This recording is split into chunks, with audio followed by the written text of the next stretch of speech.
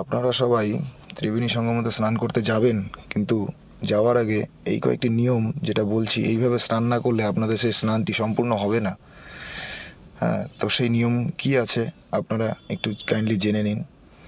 সবার ফার্স্টে আপনারা গঙ্গা, যমুনা, সরস্বতী তিন দেবীকে একত্রে স্মরণ করে ষষ্ঠাঙ্গে শুয়ে তাদেরকে জোর হাতে নমন করুন।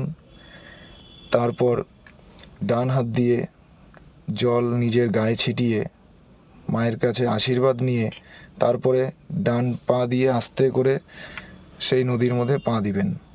এইভাবে যদি আপনারা স্নান করতে নামেন, তার তাহলে পরে আপনার সেই স্নানটি পূর্ণতা লাভ পাবে। এবং নামার পরে 3টি ডুব দিবেন। 3টি ডুব দিয়ে তারপর ফুল, ধূপকাঠি, তেলের প্রদীপ এইসব দিয়ে পাড়ে দাঁড়িয়ে গঙ্গা, সরস্বতী, যমুনা 3 দেবীকে স্মরণ করে আপনারা পুজো দিবেন। পুজো দেওয়ার পরে আবার 7টি ডুব দিবেন। 7টি ডুব দেওয়া হয়ে গেলে তারপর আপনার যদি ইচ্ছা করে যে মায়ের কোলে একটু খেলবেন, আপনারা মজা করবেন, তাহলে সেটা আপনারা করতে পারেন।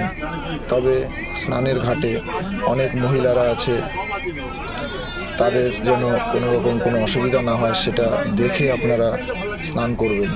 কোনো সময় কারো গায়ে পড়ে যাবেন না, সাবধানতা অবলম্বন করে আপনারা স্নান করবেন। এইভাবে আপনার স্নানটি সম্পূর্ণতা লাভ পাবে।